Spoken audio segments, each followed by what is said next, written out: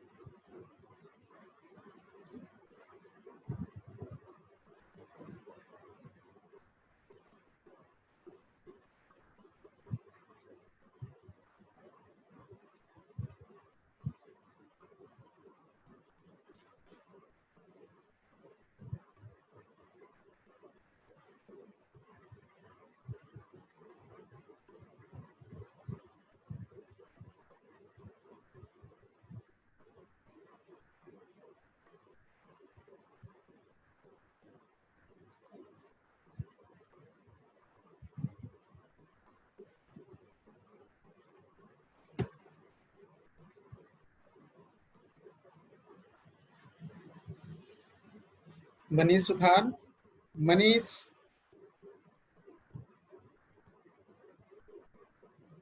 Manish, are you listening me? Manish Sukhar? Yes sir. कोई doubt तो नहीं है? एक क्वेश्चन आपने पूछा था, उसमें मैग्नेटिक पार्टिकल इंस्पेक्शन में एडवांटेज एंड डिसएडवांटेज, तो मैंने पीपीटी शेयर कर दिया है, गूगल क्लासरूम का कोड भी भेज दिया है, उसमें डीएमई का भी लेक्चर्स है, पीपीटी है, और साथ साथ में उसका भी है, एनडीईटी का भी, तो उसमें सारा लिखा हुआ है, ठीक है ना? होता क्या है, सरफेस का डिटेक्शन किया जा सकता है अच्छी तरह से मैग्नेटिक पार्टिकल इंस्पेक्शन में, इंटरनल क्रैक्स नहीं किया जा सकता है, कॉस्टली मेथड है, इनिशियल कॉस्ट ज्यादा लगती है उसमें, बहुत सारा है उसमें डिसएडवांटेज, हाई स्किल्ड पर्सन चाहिए, बहुत सारी चीजें हैं, ठीक है ना? यस।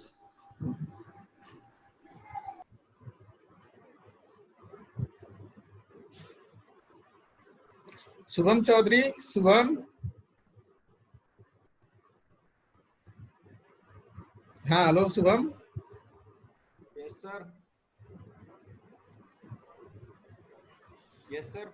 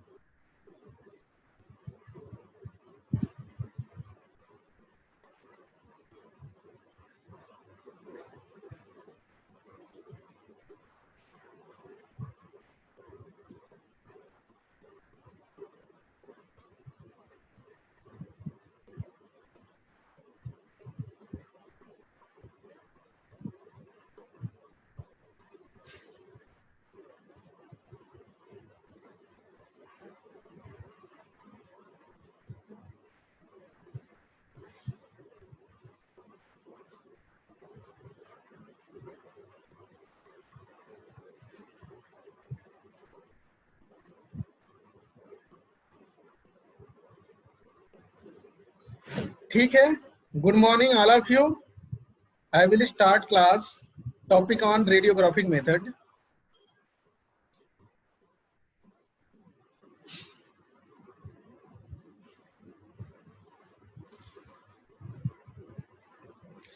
देखो पहले मैंने मैग्नेटिक पार्टिकल इंस्पेक्शन बताया, उसके बाद लिक्विड डाई पेनिट्रेशन मेथड बताया, एलपीआई मेथड जिसे कहते हैं। थर्ड है ये रेडियोग्राफिक मेथड। रेडियोग्राफिक यूज क्यों किया गया? रेडियोग्राफिक मेथड से क्या करते हैं, इंटरनल क्रैक्स फाइंड आउट करते हैं। इंटरनल क्रैक्स का मीनिंग है अंदर की तरफ मटेरियल को कोई वर्क पीस है, इस तरह से कोई वर्क पीस है, इसके अंदर का जो क्रैक है इसको फाइंड आउट करेंगे। क्योंकि क्या होता है कि जो मैग्नेटिक पार्टिकल इंस्पेक्शन है, लिक्विड डाई पेनिट्रेशन मेथड है, विजुअल इंस्पेक्शन मेथड है, इसके थ्रू केवल सरफेस डिटेक्ट को ही फाइंड आउट किया जाता है, सरफेस क्रैक को ही फाइंड आउट किया जाता है। तो अब उससे तो इंटरनल क्रैक फाइंड आउट नहीं किया जा सकता, तो अब क्या करेंगे, एक अदर मेथड आ गया जिसे कहते हैं रेडियोग्राफिक मेथड या एक्स रेडिएशन मेथड या एक्सरे। जो एक्सरे आप कराते हो, आपके कोई बॉडी का फिजिकल पार्ट डैमेज हो गया है, तो हड्डियों के बीच क्रैक आ गया है, तो क्रैक कैसे दिखेगा, तो एक्सरे मेथड यूज करते हैं, ठीक है ना। तो वही रेडियोग्राफिक मेथड है, यहाँ पे मैंने यूज किया है, बताया है, साइंटिस्ट ने बताया है, ये भी एक मेथड है। तो लिखा हुआ है यहाँ पे, radiography involves the use of penetrating gamma or X radiation to the examine material and product defect and internal features। देखो प्रोडक्ट डिफेक्ट भी फाइंड आउट करते हैं और साथ साथ में इंटरनल फीचर्स भी फाइंड आउट करते हैं। जैसे कास्टिंग है, कास्टिंग में क्या है कि कास्टिंग करने के बाद मान लो सपोज करो कि डिफेक्ट नहीं है कास्टिंग में, तो फिर क्या करेंगे, देखते ही उसकी डेंसिटी कितनी है, उसमें मॉलिक्यूलर डिस्ट्रीब्यूशन कैसा है, ठीक है ना, प्रॉपर्ली डिस्ट्रीब्यूट है कि नहीं, तो उसको भी इंटरनल फीचर्स को भी फाइंड आउट कर लेते हैं। डायमेंशन वगैरह भी मेजर कर लेते हैं, ठीक है ना, इंटरनल डायमेंशन कहाँ पे क्रैक, उसकी डायमेंशन इजीली फाइंड आउट हो जाता है रेडियोग्राफिक मेथड से। तो यूज करते हैं रेडियोग्राफिक मेथड। इसकी क्या क्या एडवांटेजेस है, an X ray machine radio active isotope use होता है। आइसोटोपी जो होते हैं वो क्या करते हैं, एक्सरे मशीन में यूज होता है, एक्स रेज को डेवलप करते हैं, ठीक है ना। और क्या होता है, किसी सोर्स के थ्रू वो क्या होता है, वर्कपीस पे आता है, ठीक है। सोर्स मतलब जो एक्सरे डेवलप कर रहा है, एक्स रेज जहां से आ रही है। Radiation is directed through a part into A film other media. अब क्या होता है, जब एक्सरे डालते हैं तो पीछे की तरफ एक वो स्क्रीन लगा दी जाती है, जैसे एक्सरे करवाते हैं और प्लास्टिक की एक स्क्रीन होती है, तो उसके ऊपर इमेजेस आ जाते हैं, तो वही कह रहा है, फिल्म फॉर्म में इसे डिटेक्ट करते हैं। The resulting shadowgraphs show internal features, soundness of part। Internal feature वही जो ग्राफ है आपका प्लास्टिक का भी है, जो कहते हैं स्क्रीन कहते हैं उसे।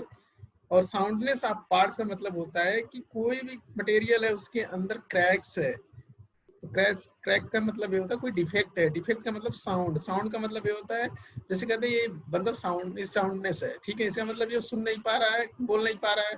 वैसे मटेरियल के अंदर भी होता है, मटेरियल में डिफेक्ट पाए जाते हैं, तो डिफेक्ट कोई कहते हैं, डिफेक्ट का मतलब ये होता है soundness of part. Material thickness भी फाइंड आउट करते हैं रेडियोग्राफिक मेथड से। डेंसिटी भी प्रॉपर डेंस है कि मैंने बताया कास्टिंग में फिर क्या करते हैं, कास्टिंग प्रोसेस से जो प्रोडक्ट मिलता है रेडियोग्राफिक मेथड से चेक कर लेते हैं उसकी डेंसिटी प्रॉपर है ना। कहीं पे डेंसिटी एक्चुअली क्या होता है, कोई भी मटेरियल आपके पास है वो क्या है, आइसोट्रोपिक मटेरियल नहीं है। आइसोट्रोपिक मटेरियल में थ्रू आउट डेंसिटी कांस्टेंट होती है, बट ये है कि हमें इतना देखना है कि अप्रोचेबल है कि नहीं आइसोट्रोपिक तक, तो वो डेंसिटी भी चेंज हो रही है कि नहीं, भी चेंज देख लेते हैं, किस साइड में डेंसिटी ज्यादा है, किस साइड में कम है। यहाँ पे लिखा हुआ है लाइटर और darker area on a film, बता देता है किधर लाइटर और डार्कर बता देता है कि डेंसिटी किधर ज्यादा है किधर कम है, वो देखेंगे। अब देखो लिखा हुआ darker area in the radiography below present internal wires in the component. नीचे डायग्राम में दूसरे स्लाइड में कैसे शो होता है जो क्रैक्स वगैरह होते हैं।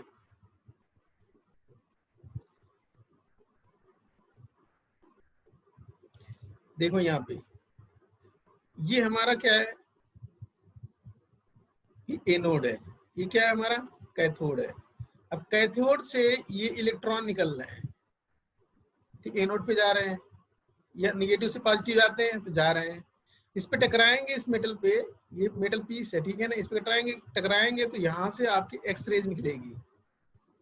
अब देखो एक्स रेज निकल रही है, तो एक्स रेज जब जाती है किसी वर्क पीस पे, ऐसे इस पे कोई वर्क पीस है, ये ट्रायंगुलर वर्क पीस है, इसको चेक कर रहे हैं, तो पीछे की तरफ स्क्रीन रहता है, लिखा है एक्सपोजर रिकॉर्डिंग डिवाइस, स्क्रीन भी हो सकता है, ठीक है ना। अगर इसके अंदर कोई क्रैक है, सपोज करो छोटा क्रैक है, तो इस पे क्या होगा, ऐसे ही विजिबल हो जाएगा, डार्क कलर में दिख जाएगा, डार्क में, ठीक है ना। तो देखो ये मेथड है, डायग्राम आपको रे डायग्राम इस तरह से बनानी होगी। ये तुम्हारा एनोड है, ये कैथोड है, ये इलेक्ट्रॉन है, ये फिलामेंट है, ठीक है ना। अंदर वैक्यूम क्रिएट किया गया है, ठीक है ना। अब देखो यहाँ पे कुछ स्पेक्ट्रम दिखाई दिया गया है, ये देखो स्ट्रक्चर, इधर बढ़ेंगे इस साइड में, तो देखो ये क्या है, शॉर्ट वेव, ये देखो विजिबल जो होती है लॉन्ग वेव में आती है, अल्ट्रावायलेट शॉर्ट वेव में आती है, गामा रेज शॉर्ट वेव में आती है, ठीक है ना। तो शॉर्ट वेव जो होती हैं उनमें क्या होता है, आपको ultraviolet rays, X rays, gamma rays मिलती हैं, हाई फ्रिक्वेंसी होता है इनकी, ठीक है ना, हाई फ्रिक्वेंसी। शॉर्ट वेवलेंथ होता है, ठीक है ना, इधर लॉन्ग होता है, दिखा हुआ देखो, वेवलेंथ का मतलब ये है टाइम ज्यादा ले रहा है एक साइकिल में, यहाँ देखो कितनी एक सेकंड में कितनी साइकिल हो जा रही है, बहुत सारी साइकिल हो जा रही है। फ्रीक्वेंसी की बात कर रहा है, देखो हाई फ्रीक्वेंसी, एक सेकंड में मान लो 200 साइकिल हो रहा है, और इधर एक सेकंड में 20 साइकिल हो रहा है, तो एक सेकंड में 200 साइकिल होगा तो उसकी फ्रीक्वेंसी ज्यादा होगी। तो फ्रीक्वेंसी का यूनिट जो होता है किलो हर्ट्ज होता है, किलो हर्ट्ज, ये आप जानते हो ऑलरेडी।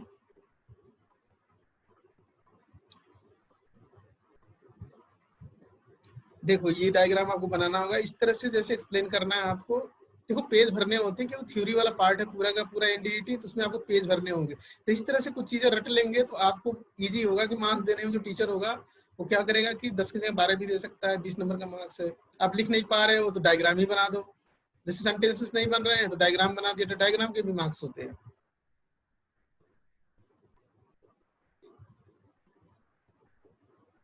देखो सोर्स ऑफ, देखो सोर्स भी बताना है, रेडिएशन सोर्सेस, रेडिएशन के सोर्स क्या क्या है। एक्स और गामा रेज रेडिएशन यूज होता है रेडियोग्राफिक मेथड में, एक्स रेज और गामा रेडिएशन यूज होता है, ठीक है। Properties and generation of X rays, properties and generation of X rays. X rays are electromagnetic radiation, ठीक है, with very short wavelength, wavelength की रेंज दी हुई है। इस वेवलेंथ की कोई लाइट मिलेगी, कोई रेज मिलेगी तो गामा रेज में आएगी, एक्स रेज में आएगी, ठीक है ना। Energy of X rays can be calculated with the help of equation, ये प्लैंक इक्वेशन है, आपको पता है already. Energy is equal to change of energy होता है, is equal to H multiply mu होता है, एच प्लैंक कांस्टेंट होता है, म्यू फ्रीक्वेंसी होती है, म्यू की वैल्यू सी बाई लैम्डा होती है, ठीक है ना। तो लिखा होगा यहाँ पे X rays photon with wavelength, इसकी जो वेवलेंथ पाई जाती है, ठीक है ना। हेलो, आवाज ब्रेक हो रही है सर। आवाज ब्रेक हो रही है, यस सर। सुनाई दे रहा हो तो हाँ कोऑपरेट सर, करो, आवाज क्योंकि ब्रेक हो रही है। आवाज ब्रेक हो रही है तो क्या किया जाता है, नेटवर्क की दिक्कत होगी। थोड़ा लास्ट में ज्यादा होने लग गए सर, रिपीट कर दो। थोड़ा स्लो कराएं, कोई नहीं, सुनते रहो देखते रहो, चीजें जानते हो, ठीक है ना। ऐसे क्लास रोज ब्रेक होगी, आवाज कट कट के आएंगी थोड़ी बहुत, ठीक है ना। बीच बीच में इंटरनेट सही रहेगा तो आवाज आती रहेगी। तो मैं जो ये राउंड राउंड बना रहा हूँ, रेड रेड बना रहा हूँ, उसको देखते रहो आप। जनरेशन है, प्रॉपर्टीज है, एक्स रेज, इलेक्ट्रॉन, देखो X rays are electromagnetic radiation, ये तो लिखना पड़ेगा आपको। विद वेरी शॉर्ट वेवलेंथ 10⁻⁸ से लेकर 10⁻12 मीटर, ठीक है ना। थोड़ा कोऑपरेट कर लो बेटा, ठीक है ना, मैं भी कोऑपरेट कर रहा हूँ आपके साथ, तो आप भी करो। एनर्जी जो है आपकी ये बता दी, ठीक है ना। आपको बताना होगा जो एक्स रेज होता है उसकी वेवलेंथ 1 एंगस्ट्रॉम, ठीक है ना, साथ साथ में एनर्जी डेवलप कर सकता है 12.5, ठीक है ना, किलो, किलो होता है, इलेक्ट्रिक वोल्ट होता है, ठीक है ना, ये जानते हैं, यूनिट फिजिक्स में पढ़ा है आपने, इलेक्ट्रॉन वोल्ट बोलते हैं, ठीक है ना।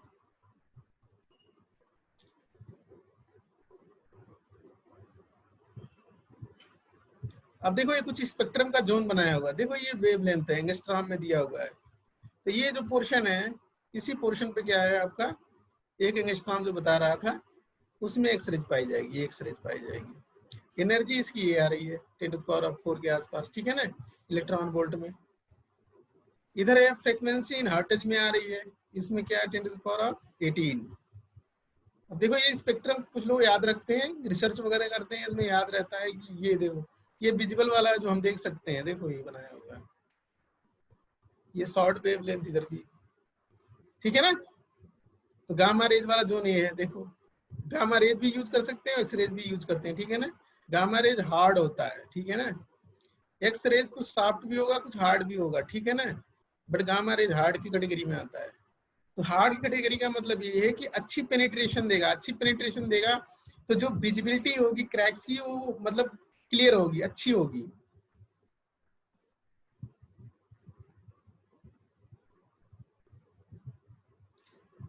देखो ये प्रोडक्शन कैसे होता है एक्सरेज का डायग्राम आपको बनाना होगा, ठीक है ना। जब भी रेडियोग्राफिक मेथड आएगा, ये डायग्राम इंपॉर्टेंट है। ये डायग्राम मैंने बनाया, मैंने कॉपी किया है कहीं से, बहुत अच्छा डायग्राम था। कई डायग्राम देख करके मैंने ये डायग्राम देखा तो मुझे अच्छा लगा, ठीक है ना। अब देखो यहाँ पे ट्रांसफार्मर के थ्रू इस फिलामेंट में आप बहुत ज्यादा हाई वोल्टेज क्रिएट कर रहे हो, और इधर भी देखो ये क्या है, टारगेट मटेरियल है। अब ये यहाँ से इलेक्ट्रॉन निकल रहा है, इस पे जाएगा, ये कैथोड है, सी है, ये एनोड है। कैथोड से एनोड पे जब भी इलेक्ट्रॉन जाएगा तो देखो ये वर्कपीस मटेरियल इस पे टारगेट करेगा, तो यहाँ से गामा रेज निकलेंगी। गामा रेज या एक्स रेज कुछ भी निकल सकती है, ठीक है ना। एक्स रेज निकली और एक्स रेज निकली, ये विंडो के थ्रू इधर आ गई, बेरिलियम की विंडो लगाई गई होती है, ठीक है ना। इधर से एक्स रेज निकल जाती हैं, और क्या करते हैं, यहीं पे कहीं वर्कपीस रख लेते हैं और वैक्यूम क्रिएट कर लेते हैं और चेक कर लेते हैं।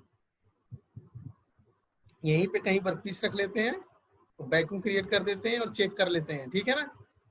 नीचे फिल्म लगा देंगे, ठीक है। हाई स्किल पर्सन की रिक्वायरमेंट होगी, इसमें कोई भी बंदा नहीं कर सकता, ठीक है ना। और प्रिकॉशन लेना जरूरी है, क्योंकि एक्स रेज क्या करेंगे, आपकी बॉडी के सेल्स को डैमेज कर देंगे, या गामा रेज भी होंगी तो डैमेज कर देंगे, जिससे आपको डिजीज हो सकती है, ठीक है ना। देखो फिलामेंट जो बना होगा टंगस्टन का बना होगा।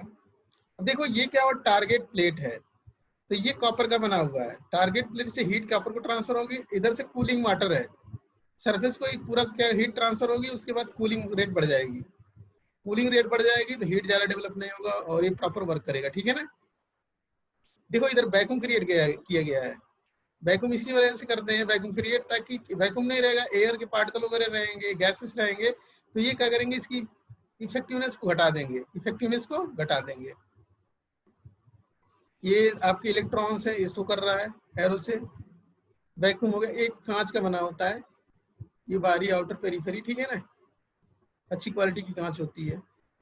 एक सील्डेड पार्ट है ये अंदर की तरफ, ताकि एयर का ट्रांसफर इधर से इधर ना हो, एटमॉस्फेयर से अंदर डिवाइस के अंदर ना हो।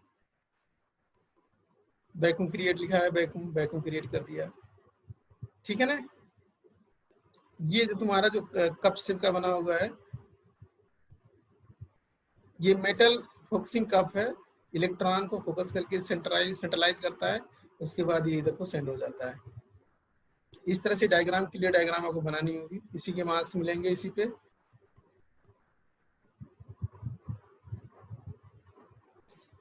अब देखो प्रॉपर्टी क्या है इसकी, एक्स रेज की प्रॉपर्टीज वगैरह क्या है।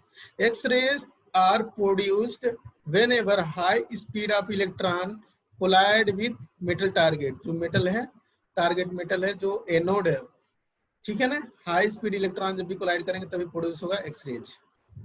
ये सोर्स ऑफ इलेक्ट्रॉन क्या है, डब्ल्यू फिलामेंट है, जो फिलामेंट था। हाई एक्सेलरेटिंग वोल्टेज चाहिए, उस पर करंट नहीं चाहिए, बाय मिस्टेक करंट मत लिख देना, हाई एक्सेलरेटिंग वोल्टेज चाहिए। ट्रांसफार्मर के थ्रू देते हैं, transformer step up and step down दोनों तरफ के ट्रांसफार्मर होते हैं, स्टेप अप के थ्रू दे देते हैं, ठीक है ना। अब देखो ये फिलामेंट में जो कितने किलो वोल्ट का हम क्या देंगे, वोल्टेज देंगे, ठीक है ना। 30 से लेकर 50 किलो वोल्ट तक का वोल्टेज अप्लाई करेंगे कैथोड पे, तभी जाके इलेक्ट्रॉन एनोड पे जाएंगे और हमें एक्स रेज मिलेगा। The anode is a water cooled block था of copper containing desired target metal. Copper क्या होता है, थर्मल कंडक्टिविटी अच्छी होती है, तो टारगेट मेटल से क्या करता है, हीट ले लेता है, फिर वो वाटर को ट्रांसफर कर देता है। हीट एक्सचेंजर आपने पढ़ा है ऑलरेडी।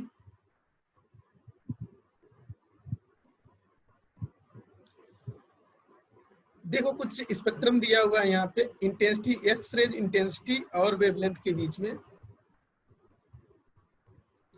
तो 1 के बीच में और 3 के बीच में जो एंगस्ट्रॉम मिल रहा है, इस तरह से स्मूथ मिल रहा है, बट इधर बढ़ रहे हैं 0 की तरफ, तो यहाँ पे 2 तरह के मिल रहे हैं, ठीक है ना। ये कुछ शॉर्टकट टाइप के बी के अल्फा मिल रहा है, ठीक है ना। सडन यहाँ पे कहीं पे इंटेंसिटी इंक्रीज हो जा रही है। तो लिखा हुआ spectrum of X rays is produced as a result of interaction between the incoming electron and the inner shell electron of the target element, ठीक है। Two components of the spectrum can be identified: continuous spectrum and characteristic spectrum. तो ये continuous है, एक के बाद जो मिल रहा है सारा continuous है, थोड़ा सा पहले भी जो मिल रहा है continuous है, इधर कैरेक्टरिस्टिक वाले मिल रहे हैं, कुछ कैरेक्टर अपने दिखा रहे हैं। तो इसके बारे में ज्यादा जानना नहीं है आपको, फिजिक्स का पोर्शन है, ठीक है ना। तो आपको डायग्राम वगैरह अगर शो करना होगा स्पेक्ट्रम, एक्सरे की स्पेक्ट्रम के बारे में, जैसे 20 नंबर के क्वेश्चन आ जाते हैं तो 2 लाइन तो लिखोगे नहीं, आप कम से कम उसके बारे में डिटेल में बताओगे हर चीज। तो इस तरह से आप डायग्राम भी बना लोगे और पॉइंट करके इस तरह से पॉइंट बनाकर लिखोगे तो मार्क्स मिलेंगे आपको।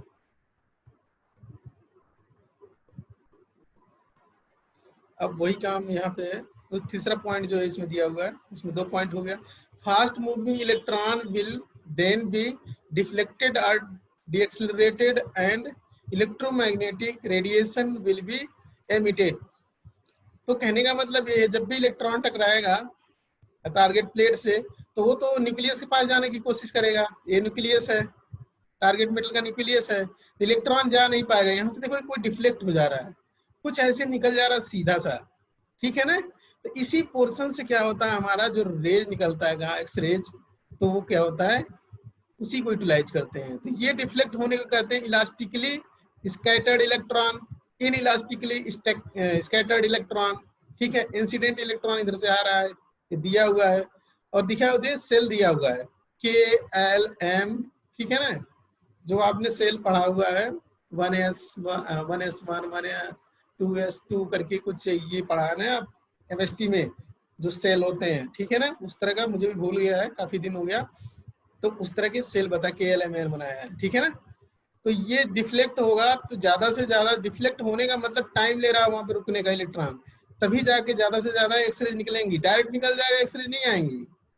इलास्टिकली स्कैटर्ड जो होते हैं उसमें ज्यादा इलेक्ट्रॉन मिलते हैं, इलेक्ट्रॉन एक्सरेज मिलते हैं, इलेक्ट्रॉन ज्यादा टाइम तक उसी पास रहता है, देखो टाइम ले रहा है। तो fast moving electron will then be deflected और decelerated and electromagnetic radiation will be emitted, तभी होगा, ठीक है ना। The energy of the radiation depend on the severity of the deceleration. Deceleration देखो, इसमें डी एक्सेलरेशन होगा कि घूम रहा टाइम लगेगा, विच इज मोर और लेस रैंडम, रैंडम ही होता है, रैंडमली लेस और मोर भी हो सकता है। thus has a continuous distribution, कोई नहीं, कंटिन्यूअस डिस्ट्रीब्यूशन आगे पीछे वाले डायग्राम में मैंने दिखाया है, 1 एंगस्ट्रॉम से लेकर 3 एंगस्ट्रॉम तक जो रेंज होता है कंटिन्यूअस स्पेक्ट्रम मिलते हैं।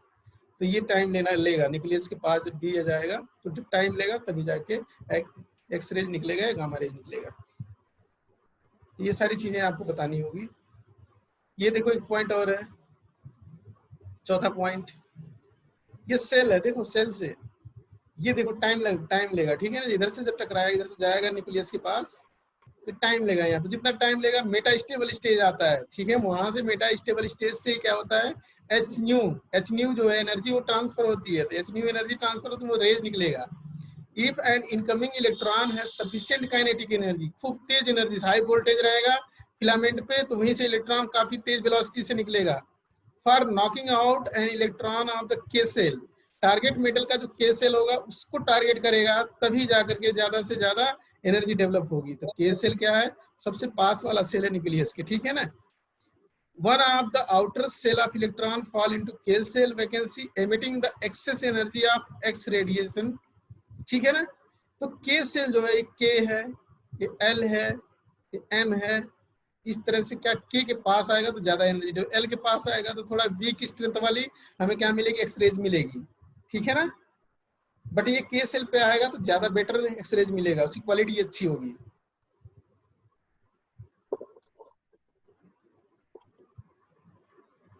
अब देखो एनर्जी का एब्जॉर्प्शन का फार्मूला है, ठीक है। एक्स रेज कैसे एनर्जी का एब्जॉर्प्शन, फार्मूला दिया हुआ, all X rays are absorbed some extent in a passing through matter due to the electron injection scattering, ठीक है ना। इंटेंसिटी उनकी होगी, इंटेंसिटी को मेजर करते हैं। तो absorption follow the equation I = I naught e to the power of minus mu x, उसने रट लेना है इसको, ठीक है ना। इधर से इंटेंसिटी है, देख इंटेंसिटी निकल रही है, I naught इनिशियल है, ठीक है ना, उसमें कुछ ऐड हो गया, दिया हुआ I क्या है, I is the transmitted intensity. तो एक्सरे जब निकल रही है मेटल टारगेट से, एक्सरे जब भी मेटल टारगेट से निकल रही है तो उसकी इंटेंसिटी होगी, ठीक है ना। X is the thickness of matter, जो उस पे टारगेट मटेरियल था इस तरह से थिकनेस उसकी कुछ थी, तो वो थिकनेस उसकी बता रहा है, ठीक है ना। Mu is the linear absorption coefficient, ठीक है, म्यू लीनियर अब्जॉर्प्शन कोफिशिएंट है, ठीक है ना। एक कोफिशिएंट लिया गया, इसको निकाला जाता है, ठीक है ना। ये डायमेंशनल एनालिसिस जब भी करते हैं, अब फ्लूइड मैकेनिक्स में पढ़ेंगे, डायमेंशनल एनालिसिस जब भी करते हैं तो उसमें कोफिशिएंट्स को निकाला जाता है। Rho is the density of matter, मतलब वो जो टारगेट मेटल था उसकी डेंसिटी कितनी थी, ठीक है ना। तो mu upon rho is the mass absorption coefficient, ठीक है। सारी चीजें लिखना होगा आपको, किस तरह से एब्जॉर्प्शन होता है, ठीक है। इक्वेशन को फॉलो करता है, इस इक्वेशन में ये चीजें इस तरह की हैं, ठीक है, जो मैंने आपको बता दिया। ज्यादा कुछ नहीं है, सिंपल है, ठीक है ना। अब कुछ आइसोटोप्स होते हैं, अब ऐसा नहीं है कि जो एक्स रे डेवलप कर रहे हैं वो मटेरियल कौन सा था, जो टारगेट मटेरियल था। Radio isotopes gamma sources emitted gamma radiation is the one of the 3 type of natural radioactivity, radio activity के थ्रू भी, ठीक है, जो मटेरियल का लेप लगा दोगे तो उससे निकलने लगेगा। It is the most energetic from the electromagnetic radiation with a very short wavelength और लेस देन 1 एंगस्ट्रॉम और नैनोमीटर। तो 1 एंगस्ट्रॉम से कम जिसकी वेवलेंथ होगी लेस देन 1/10 लिखा हुआ है यहाँ पे, देखो वेरी शॉर्ट लिखा हुआ है, एक बार ढंग से पढ़ लेते हैं। Emitted gamma radiation is one of the 3 type of natural radioactivity. 3 type की जो है नेचुरल रेडियोएक्टिविटी है गामा रेज के लिए, ठीक है ना। जैसे मैं अभी दूसरे स्लाइड में मैं दिखाता हूँ, क्यों बात हो रही है, बातचीत क्यों कर रहे हो आप लोग। देखो यहाँ पे मैंने लिख रखा है, तो इसमें 2 most common industrial gamma rays source, पहला इरिडियम 192, दूसरा cobalt 60। These are isotopes emits radiation in 2 or 3 discrete wavelength, मतलब 2 तरह की वेवलेंथ, जैसे यहाँ पे दिया हुआ कोबाल्ट, देखो यहाँ पे देखना उनकी रेंज होती है, ऐसा नहीं है कि एक स्पेसिफिक वेवलेंथ ही भेज रहा है, ठीक है ना, वेवलेंथ की रेंज होती है, तो वही कह रहा है 2 or 3 discrete wavelength, ठीक है ना। तो cobalt 60 will emit a 1.33 and a 1.17 mega electron volt gamma rays, ठीक है ना। हाँ हेलो, अरे आवाज क्यों कर रहे हो आप, क्या दिक्कत, रेज और हैंड्स। हर्ष भग गया, अभिलाष, अभिलाष, यस सर। आवाज कहाँ से आ रही है, बातचीत क्यों कर रहे हो, तुम सुनते रहो, जो समझ में आ रहा ठीक है, जो समझ में नहीं आ रहा क्वेश्चन आप चैट बॉक्स में लिख दिया करो कि सर आपने ये बताया ये चीज होता है, सर आपने बताया ये चीज होता है, ठीक है ना। ये आप लिख सकते हो, ऐसा कुछ नहीं है।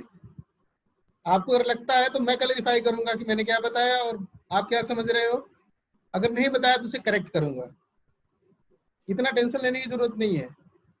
तो 2 तरह के क्या होते हैं मटेरियल यूज होते हैं जो आइसोटोप्स होते हैं, इरिडियम 192 और कोबाल्ट, ठीक है ना। तो कोबाल्ट इतनी एनर्जी लेवल डेवलप करता है, जो मैंने एक स्पेक्ट्रम बनाया था। हाँ हर्ष शर्मा, हर्ष, सर जो मेटा स्टेबल स्टेट का सर बताया था उसका सर वो मेटा स्टेबल पूछना स्टेट था। में था, मैंने ये बताया था कि जब कोई इलेक्ट्रॉन क्या होता है हाई स्पीड से आता है, ठीक है, मान लो हाई एनर्जी लेवल से लो एनर्जी लेवल को जाएगा, ठीक है ना, नहीं सॉरी, लो एनर्जी लेवल से हाई एनर्जी लेवल पे जाता है, तो कुछ देर क्या होता है हाई लेवल एनर्जी पर रुका रहता है, टाइम लेता है, ठीक है ना। तो उस टाइम पे क्या होता है कि एनर्जी क्या होता है ट्रांसमिट होती है, क्योंकि रुकने का टाइम जो है मेटा स्टेबल स्टेज का है, ठीक है ना।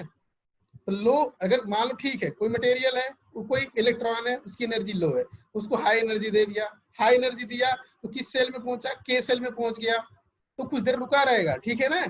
फिर वहां से क्या होगा, देखो उससे आगे नहीं जा सकता क्योंकि न्यूक्लियस है, वो रिफ्लेक्ट कर, वो क्या करेगा, उससे रिपल करेगा, तो उसमें रुका रहेगा वहां पे। उसके बाद रेडिएशन क्या करेगा, वो ट्रांसफर करेगा, एनर्जी ट्रांसफर करेगा, E delta E is equal to H multiply mu. फिर उसकी जब एनर्जी थोड़ी डाउन होगी फिर क्या होगा, अपने इनिशियल स्टेज में आ सकता है, या तो उससे थोड़ा सा ऊपर वाले में, लोअर वाले में स्टेज में आ सकता है। मेटा स्टेबल स्टेज यही होता है, ठीक है, ऑलरेडी पढ़े हो आप लोग, ठीक है ना, मुझे बताने की जरूरत नहीं है, इसमें आप टेंशन मत लो, ठीक है ना, ये बहुत सिंपल टॉपिक है, ठीक है। मेटा स्टेबल स्टेज टाइप करोगे तो आपको क्लियरली आ जाएगा बना करके, ठीक है ना। फिजिक्स में पढ़ा होगा आपने, रूबी लेजर पढ़ा है कि नहीं पढ़ा है आपने? तो वो रिवाइज करिए आप, मुझे तो याद नहीं आ रहा है वो अच्छी तरह से, उस टाइम तो याद था। तो रूबी लेजर में आपने देखा होगा ना, रूबी लेजर में मेटास्टेबल स्टेज आता है। हाँ सर। हाँ पढ़ा है, तो मुझे तो याद है, आपको तो नहीं याद होगा। वो भी याद है, मेटास्टेबल स्टेज, कोई इलेक्ट्रॉन है उसकी एनर्जी लो है, उस एनर्जी देंगे तो एक एनर्जी का भी लेवल है कि कितना देना है तभी मेटास्टेबल स्टेज में पहुंचेगा, ठीक है ना। ये सारा आपने पढ़ा है और मुझे भी पता है, आप बताएंगे और इसको डिटेल में आप जानने की कोशिश, फिजिक्स का पार्ट है, ठीक है ना, मैकेनिकल का पार्ट है नहीं ये। तो ये आप पढ़ सकते हैं खुद से भी, बहुत कुछ नहीं है इसमें कि इतना डिफिकल्ट है कि नहीं आ रहा है। देखो 2 आइसोटोप यूज हो रहे हैं यहाँ पे, इरिडियम 192, ये इंपॉर्टेंट है लिखना है, 2 आइसोटोप यूज करते हैं, इरिडियम 192 और कोबाल्ट 60। इसमें कोबाल्ट 60 जो है इमिट करता है, देखो ये जो एनर्जी लेवल दिया हुआ है ना, इसी एनर्जी लेवल के पैरेलल में जो लाइन खींची हुई थी गामा रेज की, कितनी वेवलेंथ होनी चाहिए इसकी, ठीक है ना।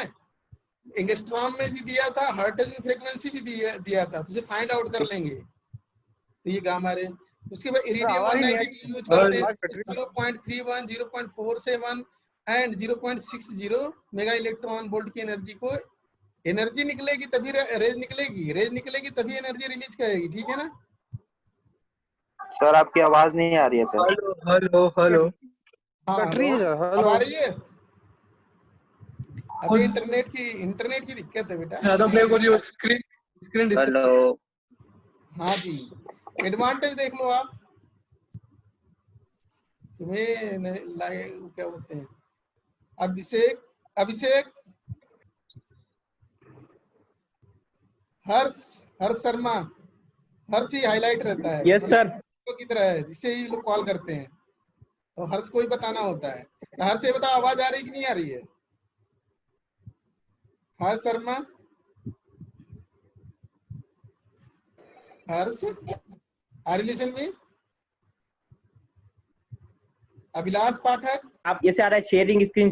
आवाज बेटा इसलिए कट रही है कि आवाज, हाँ क्या कह रहे हो, बोलो बोलो, सुनाई दे रहा है मुझे, फिर से बोलो।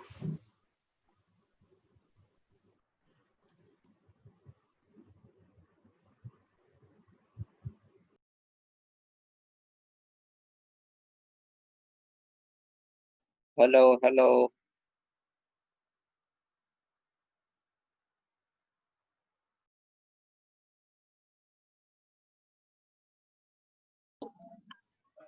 सर की आवाज नहीं आ रही। नेट नहीं आ रहा होगा सर। मेरे यहाँ तो स्क्रीन भी हट रही है बार बार, स्क्रीन ही नहीं आ रही। मेरे भी। तेरी आवाज भी नहीं आ रही। हेलो। माइक म्यूट है सर का। अच्छा, मेरे मेरे यहाँ स्क्रीन नहीं आ रही, स्क्रीन आ रही है क्या तुम्हारे इधर? नहीं, मेरे तो स्क्रीन शेयरिंग का लिखा आ रहा है बस। मेरे तो हाँ मेरी काला स्क्रीन नहीं आ